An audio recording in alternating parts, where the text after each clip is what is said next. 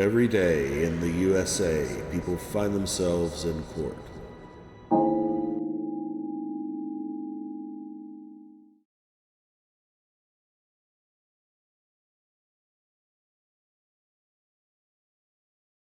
Okay, the court is on the record in State of Ohio versus Mark A. Young, case numbers 25 CRA 186 and 25 CRA 179. Criminal charges were filed against Mr. Young recently in these cases, and Mr. Young was arrested recently. He is appearing at this hearing from the Asheville County Jail by video. This hearing is being recorded utilizing whereby.com. Mr. Young, there have been 4 criminal charges filed against you in both of these cases. Have you received copies of those complaints? Sir, I'm sure I have, but I haven't even read through them. Can you get me? I want you to shut up, and I want you to answer my questions. Okay? Sorry. My questions don't require an explanation. Yes or no? Have you received copies of the complaint? Yes. You have? Yes, sir. So I don't need to call the officer to make sure you receive them. Okay. Yes. So I'm going to read you your rights. One of those rights means you have a right to remain silent. So I'm going to enforce that right, even though I don't represent you. I'm going to ensure that you remain silent when you have to. So I'm going to read you your rights. So please pay attention to the rights I'm about to read to you. You do have a right to be informed of and to understand the nature and the elements of the charges filed against you. You also have a right to know the potential penalties that could be imposed. In case number 25 CRA 186, you are charged with 1 count of trespass in a habitation when a person is present or likely to be present. That is a 4th-degree felony.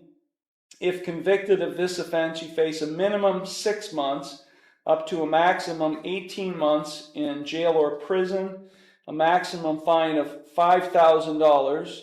If you do receive a prison sentence and are released from prison, you would be subject to post-release control for up to 3 years.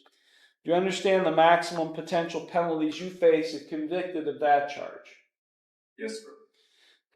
In case number 25 CRA 179, you have 2 charges of the same, 2 counts of the same charge.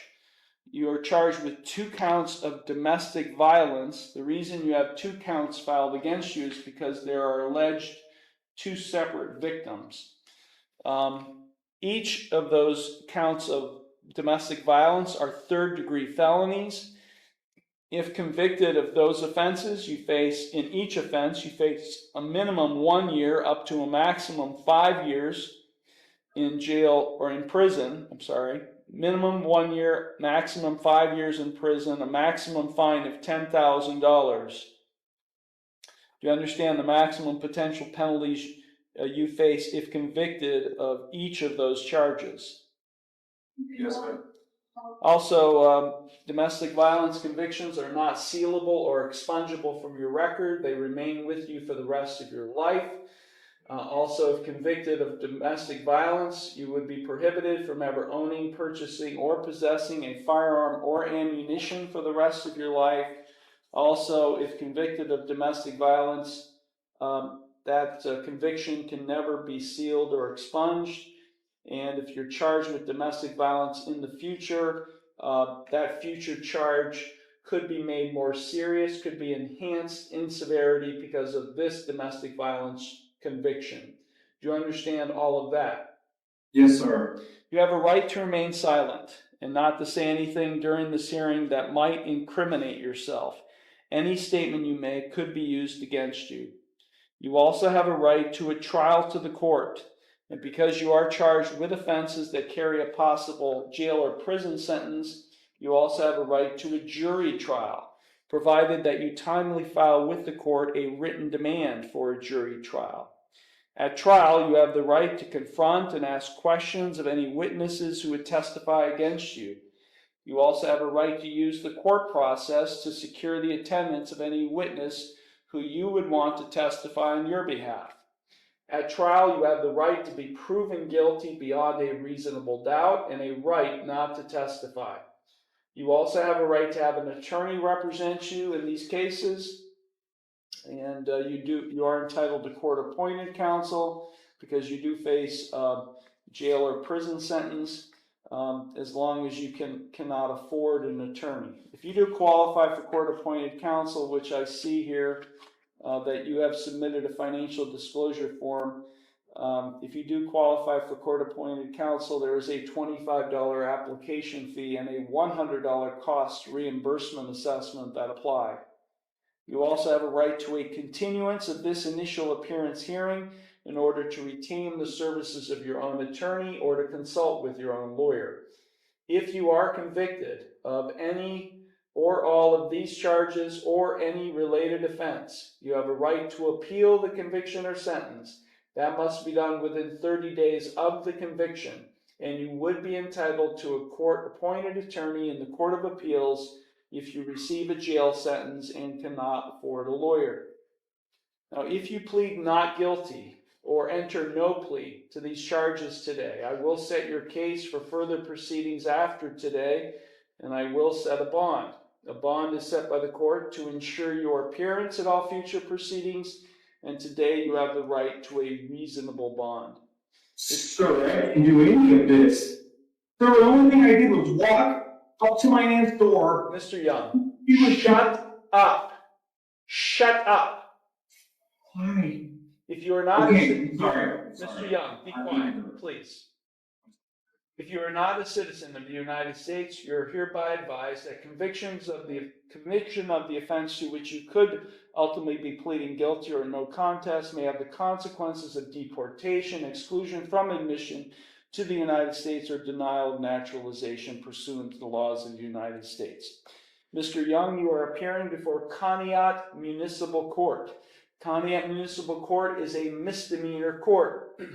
We have two levels of crimes in Ohio. We have felony crimes, which are more serious, and misdemeanor crimes, which are less serious. This court can only dispose of the less serious misdemeanor offenses.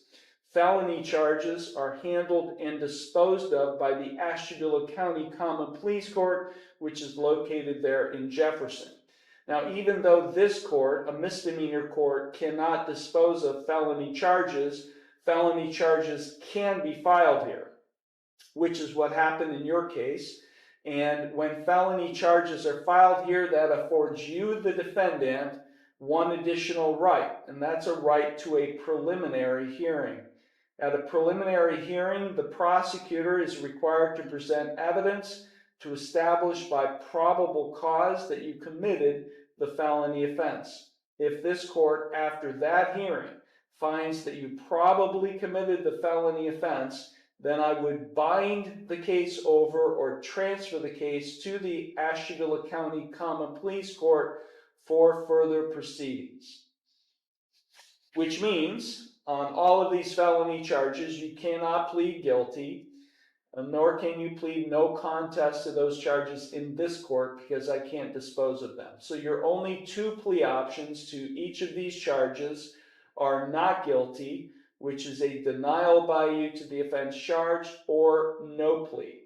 No pleas are usually reserved for those who do not understand the criminal justice process or lack sufficient mental capacity to be able to understand most of what I'm saying. So, Mr. Young, do you have any questions regarding the rights or the plea options that I've just explained to you? You have to speak. No, sir. I plead not guilty. Okay, so are you saying you'd like to plead not guilty to all of these charges? Yes, sir. Okay. I will accept your not guilty plea to trespass and habitation when a person is present or likely to be present, a 4th degree felony, and 25 CRA 186. Not guilty to 2 counts of domestic violence, each of which is a 3rd degree felony, and 25 CRA 179. Are you asking the court to appoint an attorney to represent you? Yes, sir, please. Okay, I do have in each of these files a financial disclosure form completed through the Public Defender's Office by Mr. Young, and I will go ahead and appoint the Public Defender's Office to represent him in these cases. Thank you. Now I'm going to address the issue of bond. The law director has submitted bond recommendations in each of these cases. So we'll start with 25 CRA 186. In this case, the prosecutor is asking the bond be set in the amount of $25,000, cash surety 10%. The allegations are that on June 6, 2025, the defendant trespassed in the home of his aunt Lisa Pixley and uncle Robert Pixley, Root Road, Monroe Township, while Mrs. Pixley was present, asking that the defendant have no contact with Lisa Pixley and to remain off the premises at Root Road in Monroe Township. The law director or prosecutor also indicates in that recommendation the defendant is homeless and presents a flight risk. In case number 25 CRA 179, the prosecutor is asking me to set bond in the amount of $100,000, cash surety 10%. The allegations are that on June 1st, 2025, the defendant assaulted his aunt Lisa Pixley and uncle Robert Pixley in Monroe Township. Defendant has 2 or more prior domestic violence convictions. Asheville County Common Police, case number 21 CRA 253. Western County, case numbers 2018 CRB 301 and 2018 CRB 373. Asking the defendant be ordered to have no contact with Robert Pixley, Lisa Pixley, and to remain off the premises at Root Road in Monroe Township. Mr. Young, the financial disclosure form indicates that you are homeless. Yes, sir. I do have before me Mr. Young's prior criminal history. You also have other pending charges in other courts, is that correct? Sir, I feel like I'm getting bullied, man. I didn't do, never mind, but I didn't do none of this. And it's just really terrifying. Do you have other pending charges in other courts? Yeah, I do, but just from probation and not seeing them. Court does find Mr. Young has an extensive criminal history, having spent time in prison on at least 2 occasions. I will adopt the bond recommendations in 25 CRA 186. Bond is set in the amount of $25,000, cash surety 10%.